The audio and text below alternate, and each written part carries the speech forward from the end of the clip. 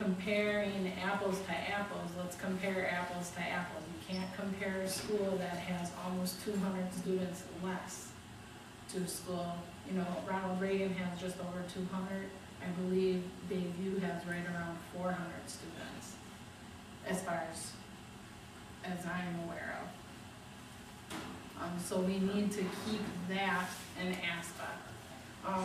There seems to be a tug of war going on right now at Bayview with Fritchie joining them and the Fritchie staff versus the Bayview staff. And I know that there was a timeline established that they have 1 year to figure out how to work together. And it seems like the Bayview staff really wants to make this work, and the Fritchie staff is kind of, you know, standing their ground and not really wanting to mesh together. I think the two staffs need to establish a common ground and start there and start to work with each other, be it, you know, same governance councils, same something. And when parents are looking to get into high schools, they can't just get online and look at stats. We need to visit our schools. You need to go into the buildings, sit in the class, and see what happens at the school. Okay, thanks, Candy. Joe, I just want to ask a quick follow-up to this because there's slightly two issues. How important do you feel, each of you, that students in the district attend Bayview High School? How important is that? Because it's a separate issue into some sense as far as how the quality of the education at Bayview High School. But how important is it to you as a board member that there be a sort of a hyper-local draw? It can be a quick response or up to a minute. If you want. I'll go ahead. I think the fact that Bayview has a number of unique programs is really important. I think because of that, it should continue to draw from the entire city. The life of our city is the entire city. Obviously, it is convenient for students to go to the school that's nearby, but the students from Bayview also go to other important schools. I mean, the High School of the Arts, the King. There's all kinds of places that they should have an opportunity to go. I think it comes down to motivating the student, being interactive with the student, from the teacher point, from the school's point, from the parent's point. That's making a difference where they really go. Okay. Megan? I think that, I mean, if the question overall is how important is it for the kids who are in 8th grade to attend the District 8 high school, particularly Bayview? Right, and I mean, that goes into the bigger question of whether or not we should have in schools. And I think that the experience of MPS is the wealth of options for students, and that sort of no matter your learning style, no matter your interest, that there is a place for most students here, and that includes some of the P2 schools and the charter schools and different programs that meet kids that have really significant learning needs or social needs. And so although I say that I would hope for my kids to attend Bayview, it's because I can see it from my house, and I would like the convenience of that. But similarly, if it turns out that they're gifted in language, anything else, I'm going to say, I want you to go to MSL, I want you to go to School of the Arts. So I think my statement was more, I want all students to go, they feel they best would be educated. I think it is important for the children in our neighborhood to at least have that option of going to Bayview. Right now, I think Bayview is getting a bad rap. The parents who are looking at the choice of an 8th grade or going into high school, Bayview doesn't seem to be one of their first choices. And that's why I think, because Bayview has great programs. There are great programs in the school, the STEM programs there. I mean, they have some wonderful programs to offer the students, and that's why I think it's very important for parents to visit the schools that you're interested in and take your children and see their reaction, meet with the staff, see what's going on. We have a Lights On program for that reason, so that we can walk into any school. Also, I think we need to figure out a way to sell our schools. Bayview has some great programs, but a lot of parents aren't aware of the programs that are there. and the advanced learning programs that are there. And, you know, the top rate learning that Bayview does have to offer. Okay, let me cut you off there. A quick follow-up to all of you again on the Bayview High School question. Just because this has been floated out there, would you be open to splitting up the high school into several smaller high schools? Do you feel that the program, that it deserves a few years to see whether Bayview and Fritchie can successfully merge into something that is more competitive, or do you feel that the plug could be pulled with some success? And we'll start that one with Megan real quickly. Okay. This is a follow-up to Bayview High School. Yeah. You know, I honestly hadn't considered that, but my initial reaction to that is no. I mean, there are very successful public high schools all over this country that have 1,600 and 2,000 students. So we should be able to make, make Bayview work at the size that it is without creating an arbitrary structure that somehow delineates it into different schools. Okay. And we've seen that not particularly work for example, in North Division. So.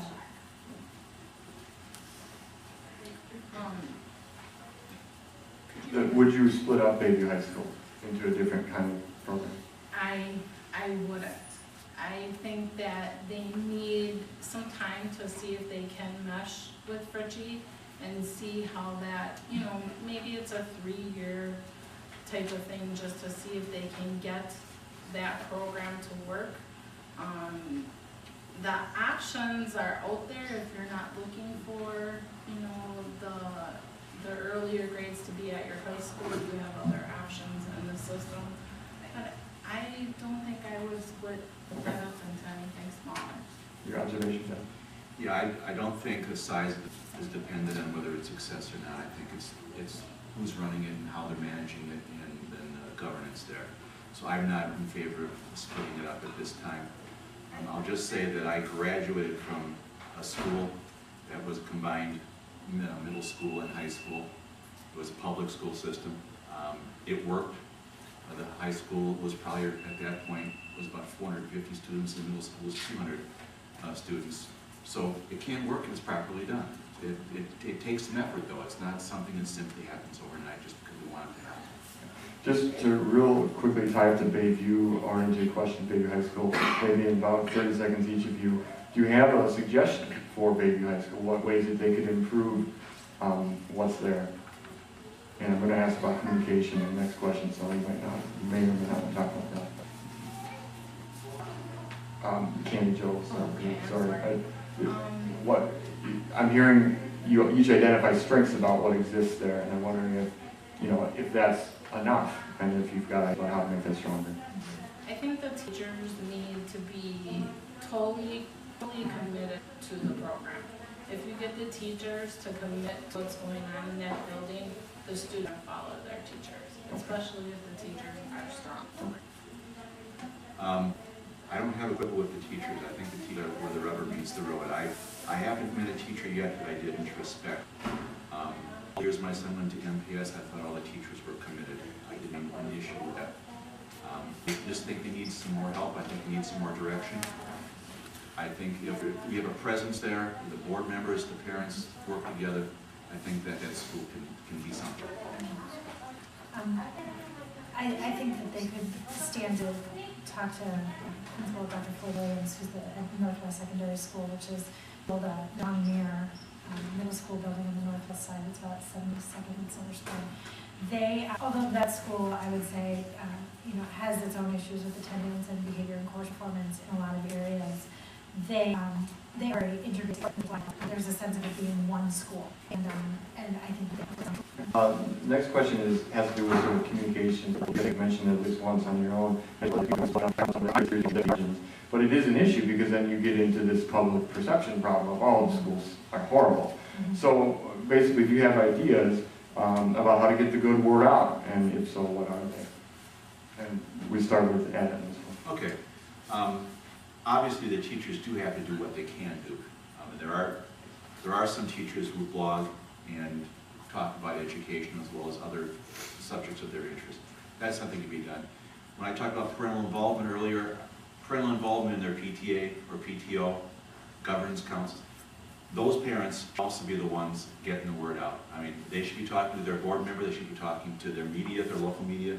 They should be bugging the Compass if they see something good happening in one of our schools here. It's a group effort at this point. In order to be successful, we're going to have parental involvement at that level as well. That's why I talked about touting the special programs at your school, making your voice heard in the community, with the board, with the teachers. It'll be a critical thing going forward. One school I like to use as an example when I talk about this issue is Trowbridge, which is in the East District. It's over by Anodyne Coffee, to give you all a place landmark. It's a gorgeous old Victorian style cream brick building that was built, I think, in the 1890s. It's one of the older school buildings in the district.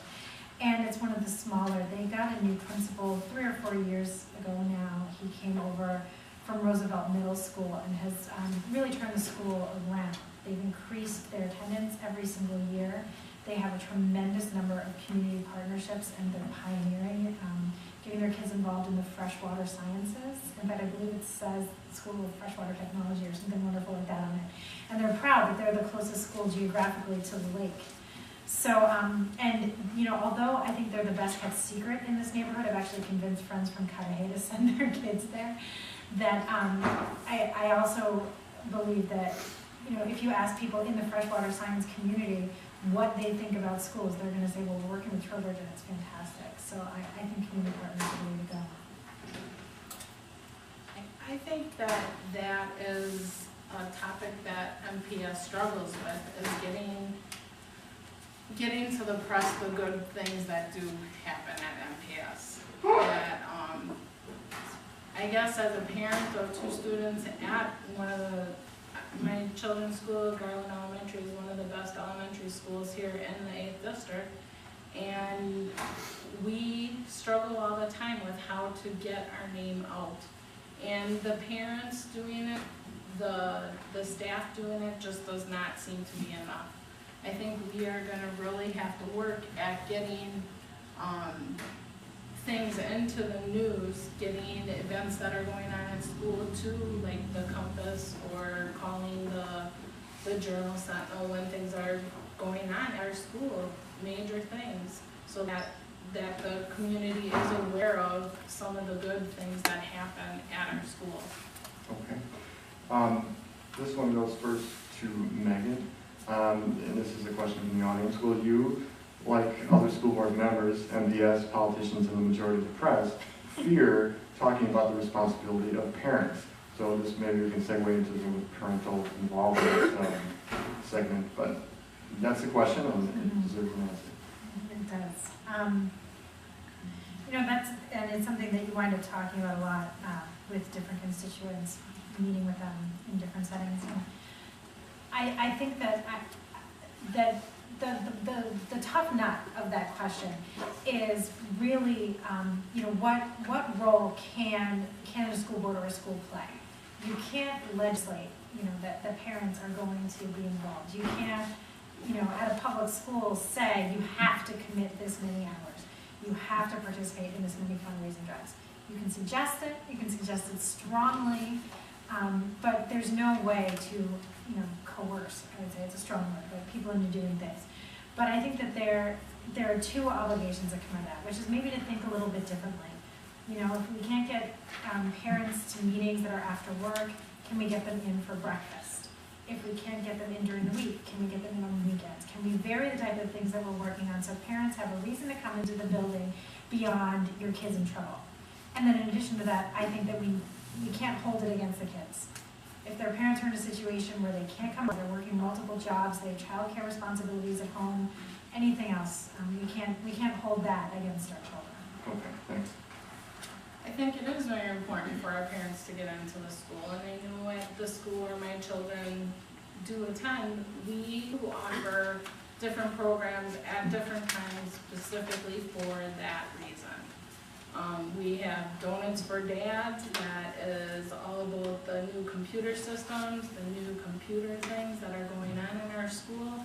And we do it at, 8 o'clock in the morning, so dads can get there, 7:45. So they are able to attend. We have muffins for moms, which is usually around 10 o'clock in the morning, so that moms that are home can come in and see the new programs. That's how we introduced the reading programs, told them about the math testing that is going on. We also have after-school programs, we have a science night, a math night, a literacy night, all those type of things at different hours to pull parents in, to help them understand that the school isn't just about the students, it's about the whole entire family. Okay. There's a couple of issues involved. Obviously, both of you touched on those things about time and place, being flexible to provide opportunities for parents to be involved with the school. But other than that, I've talked to some other people about outreach. Obviously, parents can't always get to schools. Bayview is a prime example. It's a mag school.